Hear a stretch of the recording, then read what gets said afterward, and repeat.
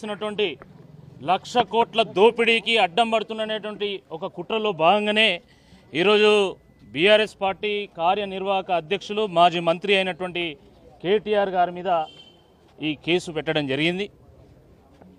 హైడ్రా కానీ, మూసీ కానీ, లఘుచర్ల కానీ, గ్రూప్ 1 కానీ, జియో 29 కానీ, జియో 46 కానీ, ఈ రకంగా రాష్ట్రంలో ఏ సమస్య వచ్చినా కూడా ప్రజల పక్షాన కొట్లాడుతూ ప్రజా గొంతుకై ప్రజాక్షేత్రంలో ముందుకెళ్తున్నటువంటి ఒక కుట్రలో భాగంగానే ఈరోజు కేటీఆర్ గారి మీద కేసు పెట్టడం జరిగింది.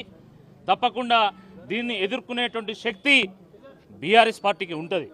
బీఆర్ఎస్ పార్టీ ఉద్యమ పార్టీ, ఉద్యమాలనే ఉగ్గుపాలుగా తాగి పెరిగినటువంటి ఒక పార్టీ బీఆర్ఎస్ పార్టీ. కాబట్టి దేనికి ఎట్టి పరిస్థితుల్లో భయపడేది లేదు.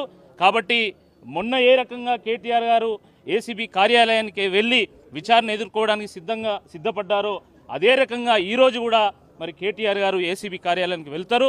మరి దానికి మా విచారణకి హాజరవుతారని చెప్పి ఈ సందర్భంగా మేము గుర్తు చేస్తూ ఉన్నాం. మిత్రులారా మనము చూస్తూ ఉన్నాము, ఈ కాంగ్రెస్ ప్రభుత్వం వచ్చినప్పటి మొదటి రోజు నుండి కేసుల మీదనే దృష్టి పెడతా ఉన్నది. ఎవరైనా అధికారంలోకి వచ్చిన తర్వాత ప్రజల మీద దృష్టి పెడుతుంది, కానీ ఈయన ప్రతిపక్షం మీద దృష్టి పెట్టడం జరిగింది. ఈ రేవంత్ రెడ్డి గారి ప్రభుత్వం వచ్చిందే బీఆర్ఎస్ పార్టీ మీద కక్ష తీర్చుకోవడానికి అన్నట్టుగా వ్యవహారం చేస్తూ ఉన్నది.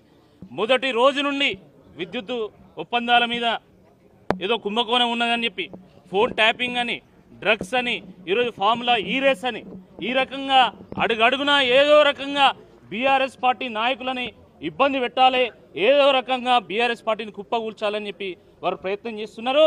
కానీ గత సంవత్సర కాలంలో బీఆర్ఎస్ పార్టీ చేసినటువంటి పోరాటాలు చూసిన తర్వాత ఈరోజు ప్రజలు మళ్ళీ బీఆర్ఎస్ పార్టీయే కావాలని కోరుకుంటున్నటువంటి నేపథ్యంలోనే ఈరోజు కేసు పెట్టడం జరిగింది. మరి సంవత్సర కాలం అయింది, సంవత్సరం నుండి పెట్టినటువంటి కేసు ఈరోజు ఎందుకు పెట్టిండ్రు? ఇన్ని రోజులు ఏం చేసిండ్రు? గడ్డి వీకిన్లా. ఈరోజు దీనికి కాంగ్రెస్ పార్టీ సమాధానం చెప్పుకోవాల్సి వస్తుంది. తప్పకుండా విచారణ ఎదుర్కొంటాం.